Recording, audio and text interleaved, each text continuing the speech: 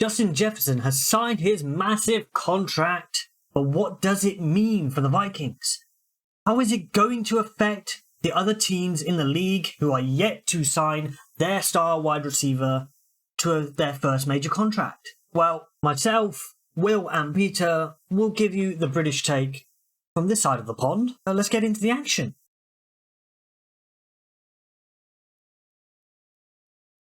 The wide receiver market has gone on fire. Well, not really on fire, but Justin Jefferson has signed himself a mammoth new deal with the Minnesota Vikings. $35 million on average per season, $110 million practical guarantee. Guaranteed at sign $88.7 million. Boys, there's a lot to unpack with this. Peter and Will. So, first of all, what do we think this means for the Minnesota Vikings? It means that they're committed. Let's get started. It means that they're committed to a certain style of football, that hasn't yet been guaranteed because they've just drafted a young quarterback that's going to have to play like a top 15 QB in year one, or this contract already looks kind of bad long term. Yeah, I said it. Wide receiver is a dependent position. It doesn't matter how good your guy is. If you can't get him the ball, he's just going to be burning money. I'm not saying Justin Jefferson I'm not saying Justin Jefferson doesn't deserve the money. Larry Fitzgerald beg to differ. DeAndre Hopkins beg to differ. Absolutely, yeah, but actually, yeah, no, fair enough. Justin Jefferson is that type of guy. No, he ain't. I'm going to give a caveat to that, right? So, Nico Collins, if we take out the season that he had with CJ Stroud, right? He was already kind of looking towards having a good capability, even when the situation at quarterback was terrible in Houston. Yeah, but he probably still wouldn't have got 1,000 without. He wouldn't have got that level, but we're talking about he was already showing that he was going to be the up and coming guy, and he was getting towards you're going to be able to pay he's going to get some good decent amount of money out of him. And now you look at him, and you look at the contract that he signed this year. He's got a 3-year deal. $24 million average. Yeah, and that was a very good deal for the Texans to get it done early, because if they waited for another year and he went even higher with CJ Stroud in Stroud's year 2, that money goes up. So it's kind of good strategy to sign them up early. Now, in response to what Will said, they had to get it done because the Vikings, their number one guarantee, the face right now for the Minnesota Vikings is Justin Jefferson. It's not JJ McCarthy. The hope is for McCarthy to become the face during his rookie year as a quarterback. But right now, the face of the team is Justin Jefferson. And I'm going to touch on something that we haven't really discussed on our podcast. It's kind of like the face of the franchise, whichever player it is, drives a lot to the franchise, including revenue and sales and merchandise and all that kind of stuff. And owners, the one thing that we know they love their money. So he was always going to get the money that he needed. Now, granted, $35 million is a lot, but the minute Amon-Ra broke $30 million per year, that was going to be like the going rate around 35, as the highest. And now the wide receiver market is going up and up and up. So now Jerry Jones is now gonna, the repercussions of that is gonna affect Jerry Jones with the Cowboys. Absolutely. And it's gonna affect Mike Brown, who's not to be cheap. He's improved a bit, but Jamar Chase is now gonna be looking like, hey, I'm gonna need some of that 35 bracket because I'm equally as good as I'm in that bracket of the top wide receivers. So for now, Jamar, the only thing, so I'm gonna ask for. I mentioned this to Will beforehand, before we started recording, and I'll pose this question to you, Peter. Who do you think, if you take the average salary as a percentage of the salary cap when they sign the contract, who's the highest? Because it's not Justin Jefferson. You mean for the Vikings? No, I'm talking about any wide receiver across the league. Across the league? I'm not sure. Probably Tyreek. It is Tyreek. It is Tyreek, yeah. You got it first time. Tyreek Hill, on his contract, based upon the year start of 2022, was at 14.4% of the salary cap in that year. Fast come back to now, Justin Jefferson's at 13.7%. Granted, it's the second highest in the league. But when we look at, obviously, the salary cap has been going up.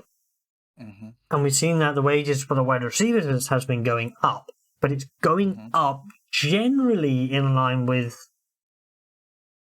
the salary cap increases, but a little bit more than that, if you take that into account. I think that's also taken into account the fact that the salary cap keeps jumping up every year, and right now there hasn't been any signs that for the next 2 years it's going to come down. I think the projections is going to go up and it's going to go up again. It can only go in one direction, in my opinion, because but when they had the revenues are going up. League's making more money. They've got more TV deals. They are, but with inflation, you can rise up and keep rising, but at some point in the future, it's going to come back down a little bit because inflation don't always goes up linear. There's going to be a down year for 1 or 2 years in the future that is going to happen. Like the only caveat to that is because it's not tied to inflation; it's more tied to the revenue. They are getting the revenue in the league. Now it's dependent. But what I'm saying, the revenues count for sometimes. It's not like in life, nothing keeps going up forever. There's gonna be a dip at some point before it rises again. So that I'm not saying that's we're talking about 10 years from now when it might dip a little. That's all dependent on the NFL losing their stranglehold hold as the number one sport in America, which it doesn't look like it's anywhere close to. That's not going to change. That is true.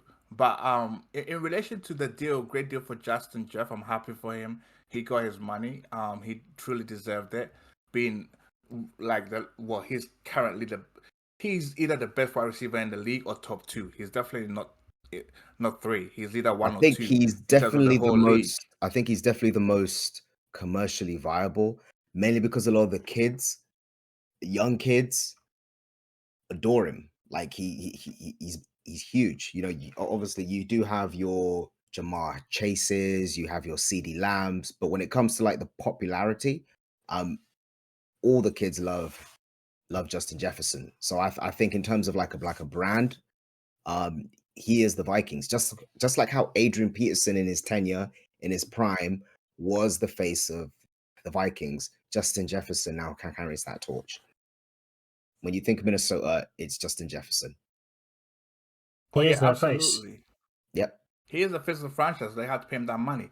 Now, although CeeDee Lamb might not be the face of the Dallas Cowboys, apparently is Dak Prescott, but CeeDee's now looking like, and apparently CeeDee Lamb, the reports out there said that he waited for Justin to do his deal, so he's gonna be like, it's 35. It's not gonna be less. I need 35.5 even. Yep. I want to be the next up, and he has comparable numbers with Justin Jefferson, so you can't say he's not worth season it. Gone. Yeah, it. Absolutely. He's earned it. Now, if you look, was it because he's still currently on that, obviously in his rookie deal, right?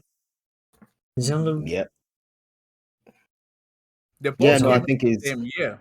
Yeah. They both just finished their 4 seasons. So there's absolutely he might have been on the 5th year, but they're going to have to test the market. They're gonna have not test the market. They're gonna have to get this situation sorted out as quickly as possible because they need to show to him that he is revered and he's valued. I mean, Jerry will always he'll play the Dallas card in that, hey, we're the biggest team in the world. Like, you're always on TV. No. When you're in Dallas, like, if you play good here, you don't need to worry about nothing. You're going to eat for free in the city. You're a legend. You're already... Jerry, I don't even eat in Dallas. I don't eat Dallas. I eat in Oklahoma. I don't eat in Dallas. But this is the thing. This is what Jerry's going to play. Jerry will say, look, outside of just the contract, we're going to look after you. Jerry, I'm from Louisiana. You got a house here? Don't worry. I'm going to take care of the house for you. I don't eat Dallas barbecue. I eat gumbo. And do you know what? And there's a reason why. Yeah. If you look at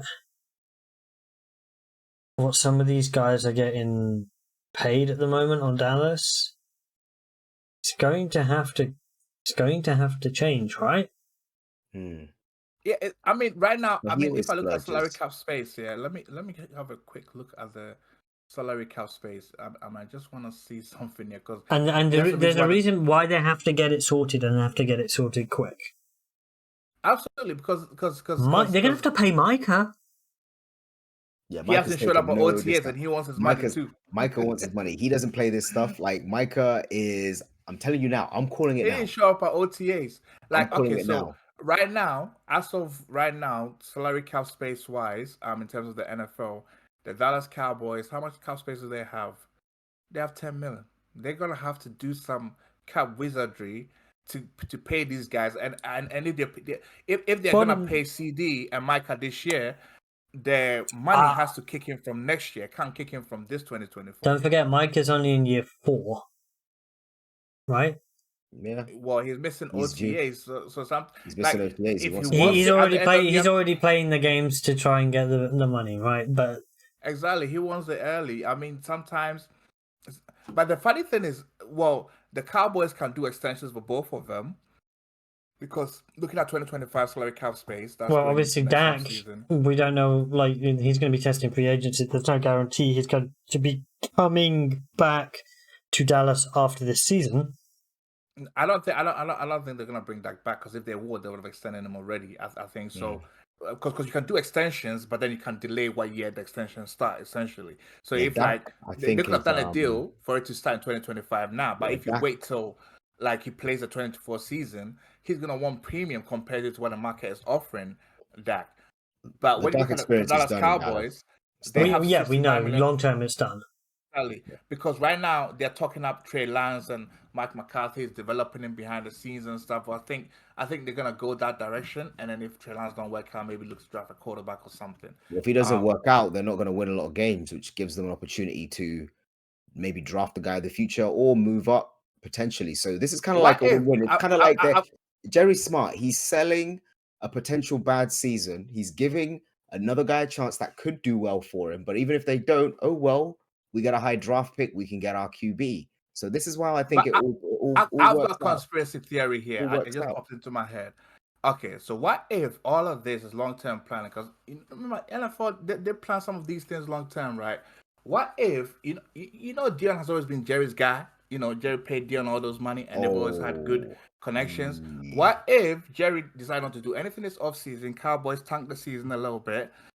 They guaranteed themselves a top 10 pick or maybe top 8 pick. And then they could trade up and get Shador. What do you guys think of Waddle's deal? If you look at Waddle's deal, right? Because wide receivers, Jalen Waddle is on 28.25 for 3 years, 11% of the salary cap at the point of signing. And you look at, they're going to have to restructure Tyreek maybe at some point. They're spending 25% of their salary cap on 2 wide receivers. And they're still yet to do a deal for 2. So, I mean, for me, I think it's reasonable is the going rate for even a wide receiver 1B. He's definitely a 1B. We know Tyreek is the 1A, and the leading wide receiver. But when you look at his numbers, 3 straight 1,000-yard seasons. I think a Pro Bowl in between that. Oh no, he hasn't made the Pro Bowl yet. But I think the way the league's going, you kind of need 2 guys. So and the way the league is going is the new status quo. And then if you can't cross 1,000 yards consecutively, you're in the 20 million, range. Well, so 28, I think, is a good effectively deal they had to get the Jalen Waddle situation sorted out, right? Tyreek is halfway through his contract. Tua is in the final year of his contract. Right, so in terms of that's going to have to be resolved during this season. That's going to be a big thing. And in terms of if they sign him to a new deal and they sign him to a huge deal, then that changes the dynamic of what they're going to be able to spend.